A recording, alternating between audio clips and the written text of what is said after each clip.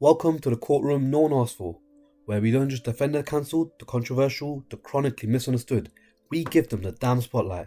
Today's case, 9 actors who've been called everything from toxic to terrifying, drunk, dangerous, diva, delinquent, the list goes on. But maybe, just maybe, there's more to the story than the headlines, the rumours, or the angry Twitter threads.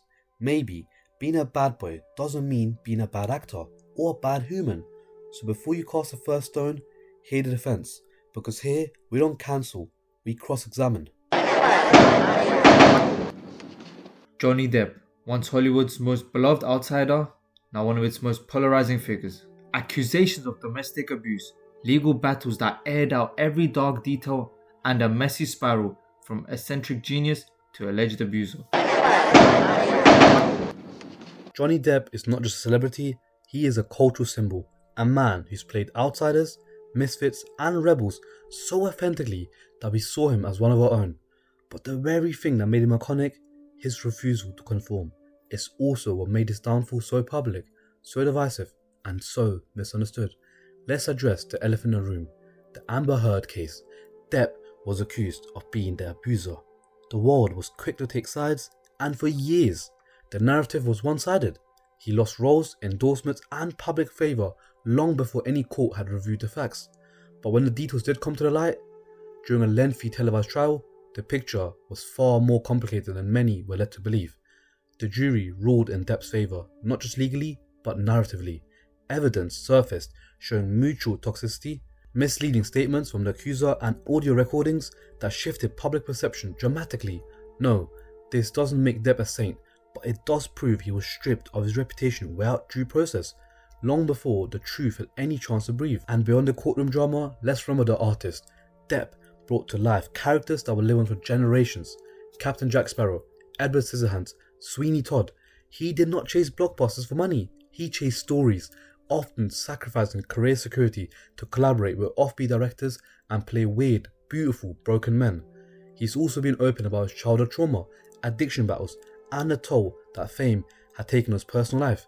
He's flawed, very flawed. But there's never been a deceit in how he's presented himself. He didn't pretend to be a role model, he was always the anti-hero, even off screen, and perhaps that's why the public fell in love with him, and turned so quickly when the image was challenged. Let's not forget, the same industry that shunned him is slowly inching back. Film festivals welcomed him, Dior never dropped him, and millions of fans stood by, not because they condoned wrongdoing, but because they saw the rush to condemn. Johnny Depp is not above criticism, but he deserves context, nuance, and a fair look at his life, the bad, the brilliant, and everything in between. Because the story of Johnny Depp is not one of innocence or guilt, it's a reflection of how fast we cancel, how slow we listen, and how badly we still struggle to separate myth from man. Chen Kun, China's moody megastar turned recluse, the actor who lets his charisma do the talking, but won't shut up when it comes to arrogance. From rumours of diva behaviour to public image that screams aloof and untouchable, he has been labelled as cold, self-absorbed, and disconnected from the very audience that built him, notorious for choosing ego over fans and fame over humility. First things first, Chen Kun is no average celebrity. He doesn't sell his life to the media. He doesn't give you the perfect smile, nor the made-for-camera humility, and for some that's unforgivable. But that tells you more about your obsession with image than it does about him. The so-called arrogance, the distance, the cold demeanour, that's not ego, that's boundaries. He came up in an industry that eats stars alive, especially those who don't conform, and instead of playing the game, he trusts art over access, privacy over popularity. In an era of live stream oversharing and clout chasing, he's old school, maybe even too authentic for today's hyper-consumable fame cycle. Let's not forget, this is an actor with range and legacy. From the not to Mojine, Chen Kun's performances haven't just been consistent, they've been transformative. He's a rare breed who can carry an art film and headline a blockbuster with the same emotional weight.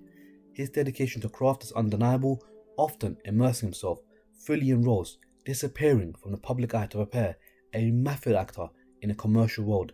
The diva reputation, there's little hard evidence. Most of the criticism stems from rumours or reading into his body language. He's too quiet, too serious, doesn't smile.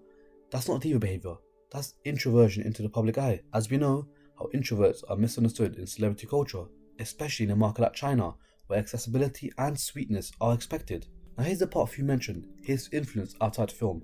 He is deeply involved in philanthropy and mental health advocacy. He launched the Power to Go campaign, which encourages physical and spiritual well-being through walking. Yes, walking. It may seem small, but it's reached millions, resonating with those delusioned by the toxic speed of modern life. In his quiet way, he's building something bigger than screen presence, a cultural legacy rooted in balance. He isn't selling you a fantasy. He's not always available, not always smiling, not always posting. And maybe that's a problem. He's not a product, he's a person. A man with flaws, sure, but also one with clear artistic integrity, social responsibility, and a commitment to remaining true to himself no matter the cost. So yes, he's not your average people-pleasing celebrity, but maybe that's exactly what makes him worth defending. Jim Like, Nollywood's original bad boy. If he's not in the news for a brawl, he's trending for throwing shade. A temper like a ticking time bomb, a history of feuds with fellow stars, and an arrest at an airport. Jim has done it all. He's not just controversial, he's the poster child for arrogance in African cinema. Talent or tantrum? What defines him more? Let's start with the facts. Jim Like didn't earn the bad boy label by accident, but it's the one that stuck far longer than the incidents that created it. In an industry like Nollywood, fast-paced, image-conscious and unforgiving, he stood up because he refused to be controlled. Yes, he's had public run-ins, including that infamous airport incident and on-air exorcism that still makes the rounds online. But let's not confuse sensational headlines with actual malice. Much of what Jim has done was under the microscope of a media that thrives on extreme, especially when the person involved is bold and brash. But Jim Like is not just noise, he's substance. This man was one of the first true crossover stars in Nollywood, known for bringing a western polish to African cinema at a time when few dared to challenge the system. His characters were sharp, dangerous and charismatic. He carved a niche for himself not by playing safe, but by embracing complexity, playing villains and anti-heroes when most actors were chasing safe, romantic roles. Here's a part no one talks about enough. He's also a businessman and producer. He's helped push the quality of Nigerian films production, invested in studios, and played a critical role in taking Nollywood from grassroots to global recognition. He wasn't just acting in stories, he was shaping the entire industry from behind the scenes. Let's talk about growth. Over the last decade, he's matured both publicly and privately. He's spoken openly about past mistakes, temper issues, and the pressure that comes with the fame in this still developing film industry. He's done the work, therapy, reflection, accountability, something many clean-out stars avoid entirely. That's not arrogance, that's growth, that's evolution. His bad boy image was never about hurting people, it was about breaking the mold, daring to be different, and challenging an industry that often rewards silence over honesty. In a world full of manufactured PR personalities, his greatest sin might just be that he never pretended to be perfect, and in that imperfection lies his power and his undeniable legacy. Sweden's most volatile export, Mikael Persbrandt. A brilliant actor, sure, but off-screen. He's been arrested for cocaine possession, tangled in public scandals, and battled alcohol abuse, all while keeping a reputation for being difficult on set. The poster boy for wasted potential. Is he really a misunderstood artist, or just another talented man who couldn't handle fame? Mikael Persbrandt isn't just a name. In Sweden, he's a cultural force, one who represents a different kind of masculinity in Scandinavian cinema, brooding, intense, and deeply complex. But the same raw power that makes him compelling on screen has also made him controversial off it. Yes, he's made mistakes. Multiple arrests related to cocaine use, rumours of explosive behaviour, and stories of tension with co-stars. But rather than sweep it under the rug or deny it with a PR spin, he faced it all head on. In 2015, he admitted to his struggles publicly. Not excuses, just ownership. That's more than most stars with a clean image are willing to do. Let's talk about his work. Best known internationally for his role as Gunvald Larsson in Beck and in films like Better World, which won the Academy Award for Best Foreign Language Film. He brought emotional intensity and depth to roles that could have easily been one-note tough guys. He doesn't just play characters, he embodies emotional contradiction, giving us men who are vulnerable, angry, flawed, real. Behind the scenes, yes, there have been conflicts, but ask any director who's worked with him. He is known for throwing himself completely into the part. Sometimes that means frictious, but it also means brilliance. He's one of the rare actors in European cinema who brings Hollywood-level charisma with art house discipline. And here's where the narrative shift. He is also a man who fought his demons and came out on the other side. He sought help. He went through rehab. and has been transparent about mental health. That level of vulnerability, especially in the often reserved Swedish media landscape, was bold, and it opened doors for others in the industry to seek support without shame. Gérard Depardieu, once the crown jewel of French cinema, now seen by many as its greatest embarrassment. Accused of tax dodging, crude behaviour, drunken outbursts, and cozying up to a dictatorial regime, critics say he's become a parody of himself, a bloated symbol of excess and ego. Has France's greatest actor turned it to its greatest cautionary tale?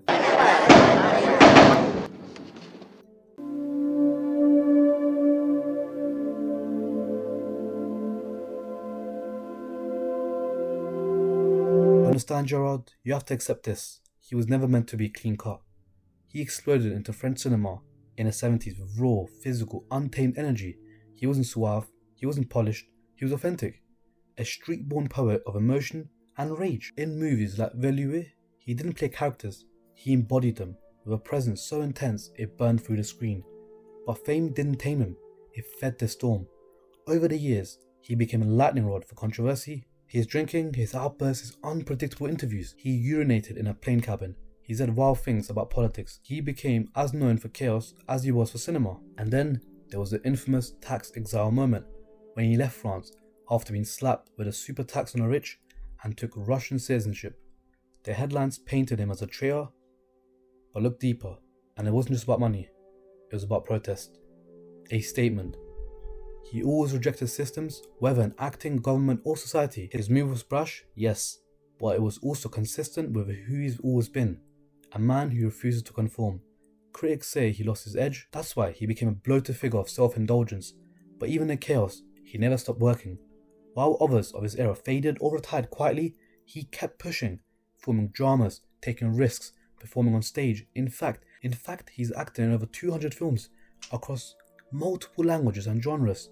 He's one of the only actors who can shift from Shakespeare to slapstick, from French art house to Hollywood rom-com, without losing gravity. What makes him maddening also makes him legendary. He's unfiltered, he's volatile, but he's also one of the greatest living actors, a man who brought emotional honesty to every role, even when his personal life was a mess. You don't have to like him, but you can't deny him. He isn't a fallen hero, he's a living contradiction, and cinema's most beautiful mess. And sometimes that is what true art looks like. Robin Padilla, the bad boy of Philippine cinema, arrested for illegal firearms, accused of being a political opportunist, and branded a macho relic in a changing world. Critics say he's outdated, controversial, and a symbol of toxic masculinity. Has time passed by, or is there more behind the tough guy image? Robin Padilla isn't just a movie star in the Philippines, he's a phenomenon, an icon who has played everything from street rebels to national heroes. But off-screen, his real-life journey is just as complex, turbulent and misunderstood as any role he's ever played. Yes, he's earned his bad boy nickname, not a PR gimmick, but through a past filled with real rebellion. In the 90s, he was convicted of illegal firearms possession and spent time in prison. But here's the part critics forget. He served his time, took accountability, and didn't try to use the fame to escape justice. And instead of fading away, he came back stronger, more principled, and even more committed to his beliefs. That's not the story of a criminal, that's the story of a man who grew. And while he's often slammed for being too harsh, too political, or too rooted in old school masculinity, those criticisms miss a vital truth. Robin is a product and a response to his culture. In a country where cinema has long celebrated the macho archetype, Padilla refined it. He brought raw vulnerability into tough roles. His characters weren't just angry, they were wounded, loyal and deeply human. He's been unafraid to evolve. He's converted to Islam, became an outspoken advocate for Mindanao peace, and used his platform to champion Muslim Filipino identity in a nation that often sidelines it. That shift alienated parts of his fanbase, but he didn't care, because he has always stood for something, even when it came at a cost. Yes, he entered politics, and moved that raised eyebrows. Critics accuse him of being an opportunistic person, of riding his fame into power. But here's the thing, Robin didn't play politician. He stayed Robin Padilla. Passionate, blunt, sometimes divisive, the kind of realism that is rare in both showbiz and politics. He's not perfect, he doesn't pretend to be, but in an industry filled with actors who play rebels on screen and play it safe off screen, he walks the talk. His controversies aren't flaws in his legacy, they are his legacy. Prove that growth is possible, that a man can be tough and tender, that redemption is real. In the end, his story isn't just about being a bad boy. No, it's about being a man who made the title mean something more. Yoo Ah In, once the golden boy of Korean cinema, now caught in a storm of scandal. Multiple drug use allegations, banned from projects and under investigation, all while his image fell apart. Is this the end of another idol turned controversy? Or is there more to the story than headlines suggest? Yoo Ah In wasn't just another acting career, he was a generational talent, known for the roles that pushed boundaries and defied this shallow idol mold. Whether it was Burning, Veteran or Hellbound, he embodied characters with intensity, depth and an edge that was rare in mainstream Korean cinema. He didn't play safe, and neither did his public persona. So when the news broke in 2023 of an alleged drug use, including propofol and other banned substances, the backlash was immediate and brutal. This wasn't just a scandal, it was betrayal, at least in the eyes of an industry that values discipline, image and perfection. He was pulled from projects, endorsements vanished, and the court of public opinion moved faster than the legal one. But let's stop and look beyond the surface. First, context. Propofol is a sedative often linked to medical procedures, not recreational partying. While its misuse is illegal, in South Korea, the way it's portrayed in headlines often lacks medical nuance. He did not assault, harm, or exploit anyone. His actions, if proven, point to personal dependency, not malice. Second, transparency. Yoo didn't hide behind lawyers or PR walls. He showed up to interrogations, faced the press, and didn't dodge the public. In a culture where silence is often the default, he took accountability, early, visible, and without excuses. Now let's talk about the mental toll of stardom. Yoo Ah In has been long known for his introspective, rebellious streak.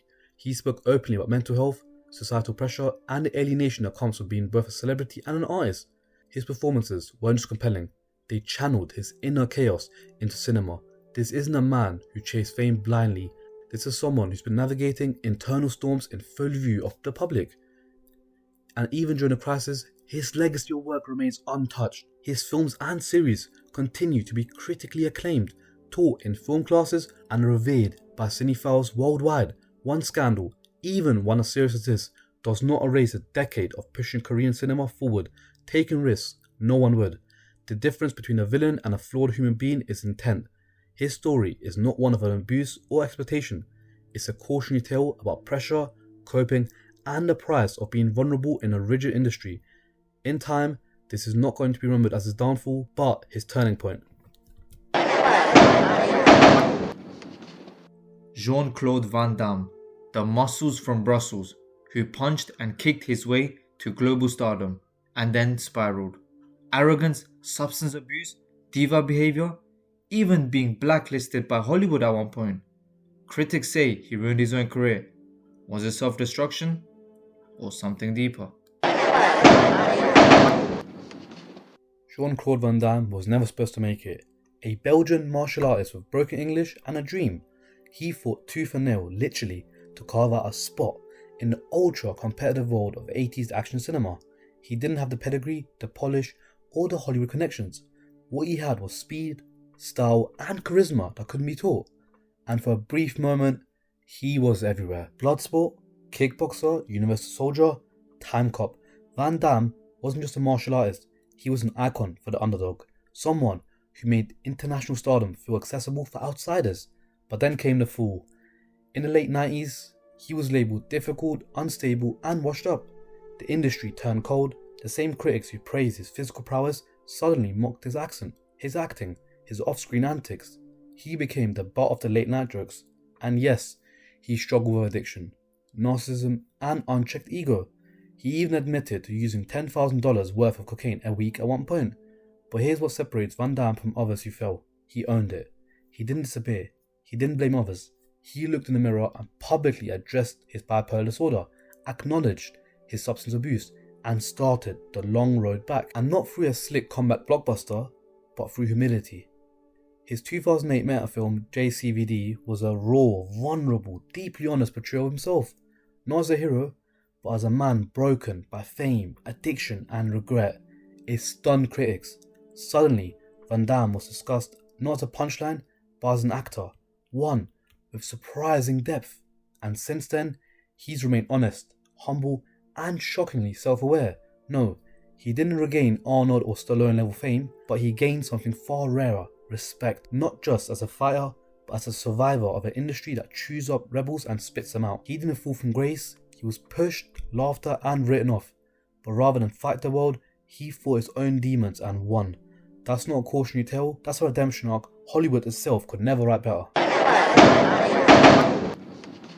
The so-called buyer of Bollywood, Salman Khan, a man who thinks he's untouchable. He ran over a homeless man, walked away. He killed endangered black bucks while filming, laughed it off. With a temper that explodes on sets and a history of brawls. He's more tabloid headline than actor. Bollywood's golden boy, more like its most protected outlaw.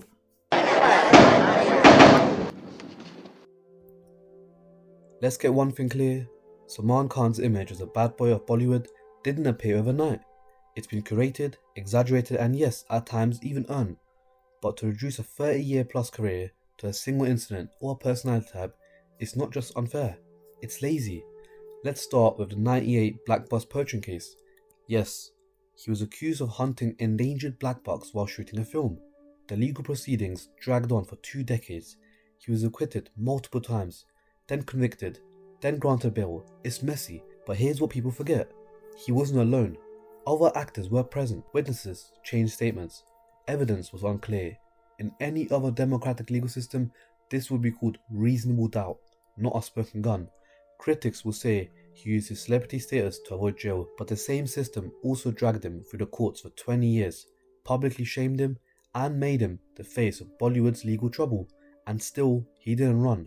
He showed up in court, again and again, even when it was easier to settle abroad, like others have. Now let's talk about his temper and bad boy behaviour. He's blunt, sometimes confrontational, yes, but this is Bollywood, an industry known for fake smiles and PR-trained personalities. He was one of the first megastars who didn't pretend to be perfect. He speaks his mind.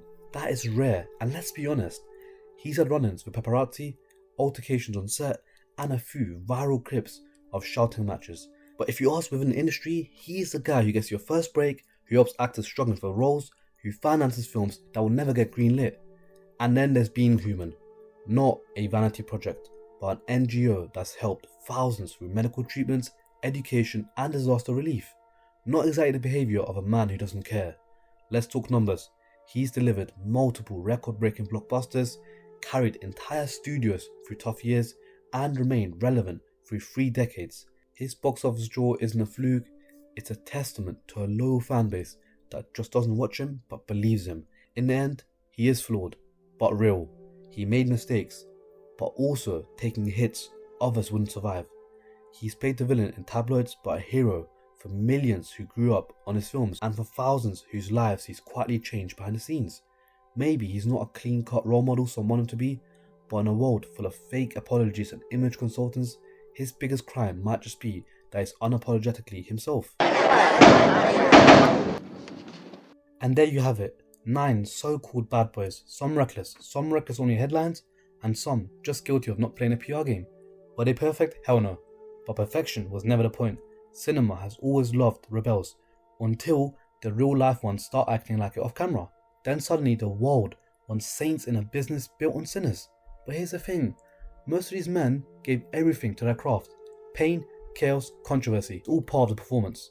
So before you write them off with a headline or a tweet, maybe you ask yourself this: are we judging the actor, the character, or the chaos we secretly enjoy watching? This isn't about making excuses, it's about offering context. Because if redemption arcs are good enough for movie scripts, they should be good enough for the people who bring them to life. Remember, the truth is not always popular, but it's always worth defending.